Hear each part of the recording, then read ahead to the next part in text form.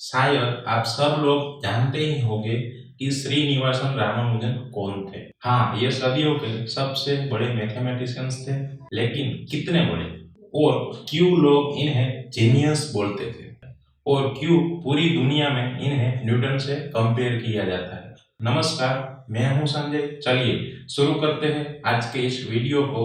Life story of the Srinivasan Ramanujan sir.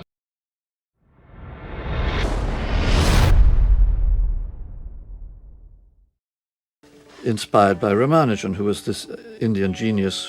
Around the world. Ingenious. A true master. Well, I was really fascinated by the story of Ramanujan when I was young.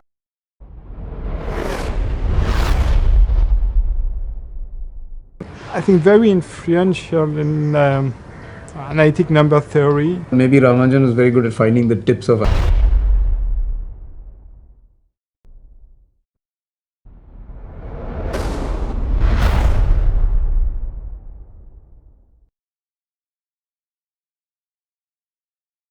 Srinivasan Ramanujan का जन्म 22 दिसंबर 1887 में तमिलनाडु के ईरोड में हुआ था। उनके पिता एक साड़ी की शॉप में काम करते थे और उनकी माता हाउसवाइफ थी। रामानुजन बचपन में बहुत ही सेंसिटिव और जिद्दी थे। उन्हें मंदिर के प्रसाद के अलावा कुछ भी अच्छा नहीं लगता था। अगर उन्हें अपनी पसंद के खाना नहीं मिलता तो वो जमीन में मिट्टी में लेट जाते थे और तब तक नहीं मानते थे जब तक उनकी बात नहीं मानी जाए। बचपन में जब एक बार क्लास में एक टीचर ने कहा कि जब भी आप किसी नंबर को उसी नंबर से डिवाइड करते तो उसका आंसर एक ही आता है, तब रामानुजन एकदम से बोल पड़े कि ये जीरो के केस में सही नहीं है, क्योंकि अगर हम जीरो को जीरो से डिवाइड करते हैं तो उसका आंसर जीरो आता है। स्कूल में सब जानते थे कि रामानुजन एक जीनियस है। इवन उनके हेडमास्टर ने भी कहा था कि ये लड़का मैथ्स में जीनियस है। स्कूल में रामानुजन बाकी सब्जेक्ट भी पढ़ लेते थे, इसलिए उन्हें स्कूल में तो फुल स्कॉलरशिप मिल गई थी, लेकिन कॉलेज पहुंचते पहुंचते उन्हें मैथ्स में इतना लगाव हो गया था कि दूसरे सब्जेक्ट को पढ़ना ही बंद कर दिया था और मैथ्स के अलावा बाकी सारे सब्जेक्ट में फेल हो जाते थे। जिन क्वेश्चन को प्रोफेसर 12 से 15 स्टेप में करते थे, रामानुजन उन्हीं सवाल को 3 स्टेप में ही सोल्व कर देते थे। लेकिन इन सब के बावजूद भी रामानुजन की स्कॉलरशिप कैंसिल कर दी गई और रामानुजन को कॉलेज छोड़ना पड़ा, क्योंकि वो बाकी सब्जेक्ट में पास ही नहीं हो पा रहे थे। इससे रामानुजन की माँ बहुत परेशान हो गई और उन्हें लगा कि शायद शादी के बाद रामानुजन अपनी जवाबदारी को समझ जाएंगे, इसलिए उनकी शादी जानकी से करवा दी थी। उस वक्त जानकी की एज सिर्फ 10 साल की ही थी और छोटी एज में शादी करना उस वक्त बहुत कॉमन बात थी। शादी होने के बाद रामानुजन को लगा कि अब उन्हें किसी भी तरह से पैसे कमाने पड़ेंगे, इसलिए वो जॉब के लिए अप्लाई करने लगे। अपनी मैथ्स की नोटबुक लेके वो सबको दिखाते, लेकिन उन्हें कोई जॉब नहीं देता। लेकिन फाइनली उन्हें मद्रास पोर्ट ऑफ ट्रस्ट में जॉब मिल जाती है और वो सर फ्रांसिस के ऑफिस में अकाउंटिंग क्लर्क की जॉब करने लग गए, जिसके लिए उन्हें 30 रुपीस महीना मिलता था। सर फ्रांसिस को पता था कि रामानुजन मैथ्स में बहुत अच्छे हैं, इसलिए वे इनकी मदद करने लग गए और सर फ्रांसिस रामानुजन को एंकरेज करके कहते हैं कि तुम कैम्ब्रिज यूनिवर्सिटी के प्रोफेसर को लेटर लिखो और अपना काम दिखाओ। फाइनली रामानुजन 3 प्रोफेसर्स को लेटर भेजते हैं। उनमें से 2 प्रोफेसर्स ने इस लेटर को रिजेक्ट कर दिया, जबकि एक प्रोफेसर को उनका काम बहुत पसंद आता है और ये लेटर को देखते ही जान गए कि ये इंसान जीनियस है और इस प्रोफेसर का नाम था जीएस हार्डी। ये लेटर बहुत ही इंटरेस्टिंग था, इसलिए बहुत यूनिवर्सिटी में ये लेटर दिखाया जाता है। इस लेटर में कुछ इस तरीके से लिखा हुआ था, डियर सर, मैं एक अकाउंटिंग क्लर्क हूँ मद्रास इंडिया में और मेरी 1 साल की सैलरी 20 पाउंड है। मैं 23 साल का हूँ, मेरे पास कोई यूनिवर्सिटी डिग्री नहीं है, बस मेरे पास सिर्फ स्कूल जितनी एजुकेशन है। मेरे पास जितना भी फ्री टाइम होता है उससे मैं मैथमेटिक्स में लगा देता हूँ। मैंने डाइवर्जेंस थ्योरी पर भी काम किया है और यहाँ लोकल मैथमेटिशियंस उनके रिजल्ट को आउटस्टैंडिंग बोलते हैं। मैं इस लेटर के साथ आपको मेरी कुछ थ्योरम्स भेज रहा हूँ। अगर आपको इन थ्योरम्स में कुछ वैल्यूएबल लगता है तो मैं चाहता हूँ कि मेरे काम को पब्लिश किया जाए। Yours truly S Ramanujan. इस लेटर के बाद हार्डी रामानुजन को इमीडिएटली लेटर भेजते हैं और कहते हैं कि डियर सर, मैं आपके काम से बहुत इंटरेस्टेड हूँ।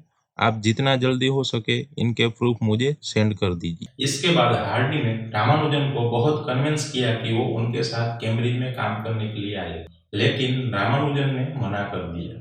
उन्हें लगता था कि अगर वो ओवरसीज गए तो उनके बच्चों के साथ कोई भी शादी नहीं करेंगे। और फाइनली रामानुजन मान गए जब उनके सपने में उनकी देवी नामागिरी ने दर्शन दिए और कैम्ब्रिज जाने के लिए कहा। रामानुजन कैम्ब्रिज में हार्डी और लिटलवुड से मिलते हैं और उन्हें अपने पिछले 10 सालों में लिखी हुई 3000 थ्योरम्स उन्हें दिखाते हैं। हार्डी ने रामानुजन से कहा कि अगर वो अपने काम को पब्लिश करना चाहते हैं तो उन्हें उन थ्योरम्स के प्रूफ देने पड़ेंगे, क्योंकि रामानुजन डायरेक्टली आंसर लिख देते थे और प्रूफ नहीं देते थे। लेकिन नॉर्मल पब्लिक के लिए हर स्टेप किस बेसिस पर आया है वो समझाना जरूरी था। इसलिए रामानुजन ने कैम्ब्रिज में क्लासेस लेना स्टार्ट कर दिया। 1915 तक रामानुजन के 9 पेपर्स पब्लिश हो चुके थे। Modular equation and approximation to pi एक फेमस पेपर था। रामानुजन हमेशा भीड़ से अलग रहते थे, क्योंकि वहाँ के लोग नॉनवेज खाते थे, इसलिए रामानुजन अपने कमरे में राइस, सांभर और फ्रूट खाते थे। इस वक्त वर्ल्ड वॉर 1 चल रहा था और उन्हें अपनी माँ और पत्नी की याद आ रही थी। रामानुजन चाहते थे कि उनकी पत्नी जानकी उनके साथ कैम्ब्रिज आ जाए, लेकिन रामानुजन की माँ ऐसा नहीं चाहती थी। इसलिए वो रामानुजन के लेटर को जानकी को नहीं दिखाते थे और जानकी के लेटर को रामानुजन तक नहीं पहुंचने देते थे। रामानुजन बहुत दुखी हो गए थे, क्योंकि उन्हें अपने लेटर का कोई जवाब नहीं मिल रहा और वो बहुत बीमार भी होने लगे। चेकअप के बाद पता चला कि उन्हें ट्यूबरक्यूलोसिस है। वो इतने दुखी हो गए थे कि वो एक बार ट्रेन के आगे कूद गए। लकीली गार्ड ने ट्रेन रुकवा दी और वो बच गए, लेकिन पुलिस ने उन्हें अरेस्ट कर दिया। हार्डी वहां पर पहुंचे और उन्होंने झूठ कह दिया कि रामानुजन रॉयल सोसाइटी के फेलो है, इसलिए उसे अरेस्ट ना किया जाए। जब पुलिस ने कंफर्म किया तो पता चला कि रामानुजन एक बहुत फेमस मैथमेटिशियन है, इसलिए उन्हें छोड़ दिया गया। लेकिन ये रॉयल सोसाइटी का झूठ बहुत ही जल्दी सच हो गई और रामानुजन को एक्चुअल में रॉयल सोसाइटी का फेलो बना दिया और रामानुजन से एस रामानुजन FRS बन गए। जिन्हें नहीं पता, FRS एक बहुत सिग्निफिकेंट ऑनर है जो कि बहुत ही फेमस साइंटिस्ट को मिला है, जैसे कि आइजैक न्यूटन, माइकल फेराडे और आइंस्टाइन। इंडियन मैथमेटिकल सोसाइटी में रामानुजन की बहुत तारीफ हुई और जर्नल के फ्रंट पेज पे रामानुजन का नाम पब्लिश किया गया। रामानुजन को लगा कि शायद इंडिया जाके उनकी तबीयत ठीक हो जाएगी, इसलिए वो इंडिया वापस चले गए।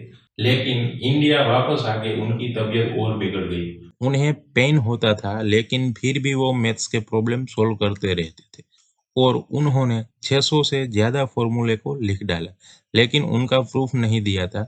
इसके बारे में प्रोफेसर डॉक्टर रिचर्ड आस्के कहते हैं कि मृत्युशैया में लेटे हुए किया गया रामानुजन का ये कार्य बड़े बड़े गणितज्ञों के जीवन भर के कार्य के बराबर है।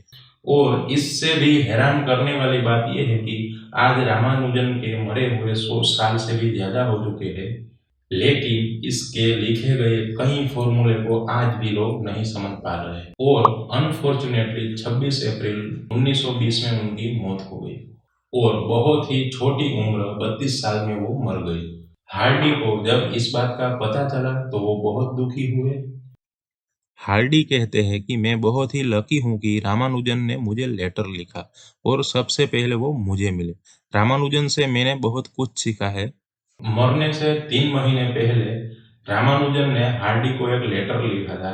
उसमें अपनी हेल्थ के बारे में कुछ भी नहीं लिखा था और बस यही लिखा था कि मैंने रिसेंटली बहुत ही इंटरेस्टिंग फंक्शन डिस्कवर किया है, जिन्हें मैं मॉक थीटा फंक्शन कहता हूँ। ये मैं आपको सेंड कर रहा हूँ। आई होप आपको ये पसंद आएंगे। तो दोस्तों, ये थी श्रीनिवासन रामानुजन की लाइफ स्टोरी।